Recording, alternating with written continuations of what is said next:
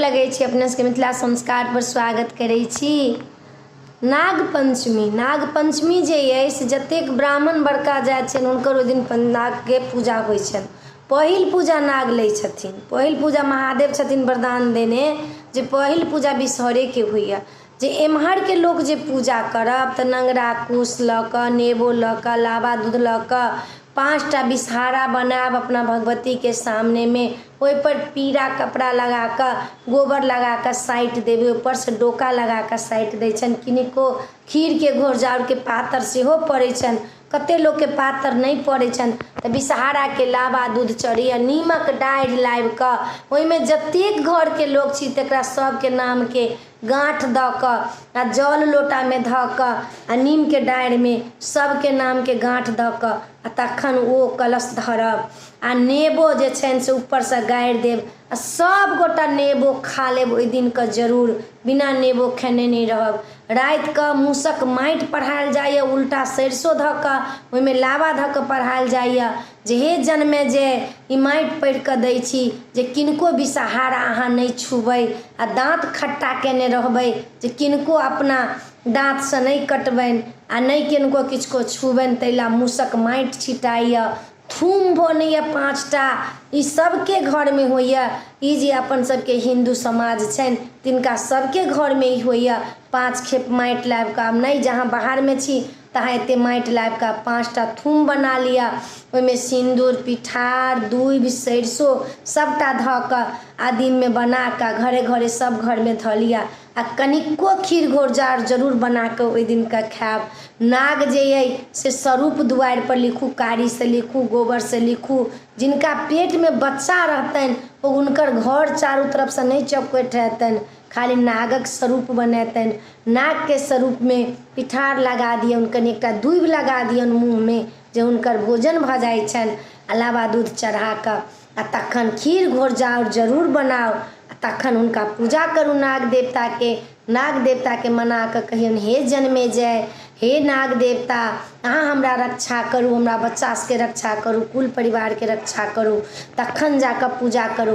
पिठारक कथिला महत्व अइ, अहिपनके कथिला महत्व अइ से अपने सबके बता रहल छी। जे अहिपन चाउरके पिठारके लोक कथिला दैया, बिना अहिपन देने शुद्ध नहीं होइया, से अहिपनके महत्व अपने सबके बता रहल छी। जे अपना सबके कोनो मंगल कार्य होइया तऽ बिना अहिपनसँ नहीं होइया, चाहे वो पाबनि हो, तिहार हो, शुभ कार्य हो, बियाह हो, उपनयन हो, यज्ञ हो, सब में बिना अहिपनके किछु नहीं होइया।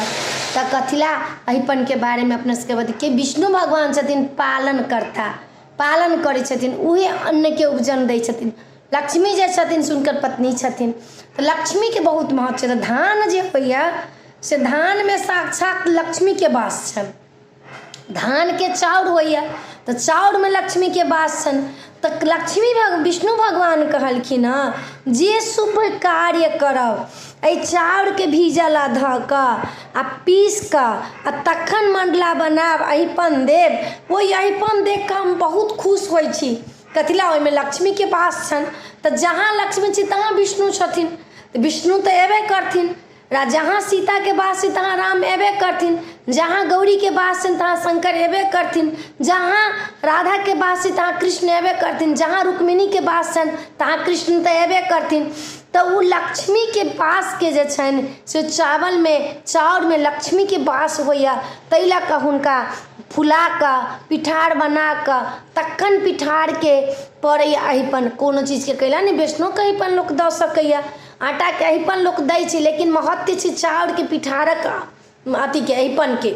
आटाके अहिपन लोक दऽ दिए पूजा पाठमे, लेकिन चाउरके पिठारके जतेक महत्व अइ अहिपनमे ततेक किछुके नहि। कोनो काजमे चाउरके पिठारक लक्ष्मी पूजा हो, छठि पूजा हो, चौड़चन हो, कोनो शुभ कार्यमे बिना पिठारक अहिपन देने शुद्ध नहीं होइए। कोबर में बिना पिठारक अहिपन देने शुद्ध नहीं होइए। कथिला तऽ लक्ष्मी माता अबै छथिन तऽ विष्णु संग संग लबै छथिन। तऽ अहिपन जे अपने सब दै छी तुषारीमे साँझमे, अहिपनके बहुत महत्व छै। एहिसँ विष्णु भगवान बहुत प्रसन्न होइ छथिन। बंगाली सबमे देखै छियै जे पूर्णिमा दिनके सब दिन अहिपन दै छथिन, महीनामे एक बेर अहिपन देबे करै छथिन, जे एहिसँ लक्ष्मी प्रसन्न होइ छथिन, आ विष्णु प्रसन्न होइ छथिन। जहाँ लक्ष्मी प्रसन्न होथिन, जहाँ विष्णु प्रसन्न होथिन तऽ अपने धन्य धान भरल रहै छनि घर में। तै लऽ कऽ अपने सबके पिठारक अहिपन के महत्व बतेलहुँ हँ जे कथिला ई अहिपन दै छी। कथिला कैला दोसर चीज से कथिला नहीं अहिपन पड़े छै, पिठारे के चाउर से कथिला अहिपन पड़े छै, कथिला चाउर के पिठार से अहिपन पड़े छै। तो अहिपन के बारे में अपने सबके जानकारी देलहुँ हँ जे अहिपन में लक्ष्मी के वास छनि तब विष्णु प्रसन्न होइ छथिन, राधा के वास छनि तऽ कृष्ण प्रसन्न होइ छथिन, सीता माता के वास छनि तऽ राम प्रसन्न होइ छथिन। तै लऽ कऽ कोनो शुभ कार्य करऽ में अहिपन जरूर पड़ैया। पिठारक अहिपन के बहुत महत्व है। तो अपने सबके वीडियो नीक लागत तो चैनल के सब्सक्राइब करऽ, लाइक करऽ नहीं बिसरबै, कहऽ के नहीं बिसरबै। जे किछु गलती हैत क्षमा मंगै छी, हमरा गलती किछु होइत हैत, हमरा जे जानकारी में रहैया से अपने सबके लाइव के दै छी। सुनि कऽ शेयर करब आ कहब जरूर। जय मिथिला, जय माता जी।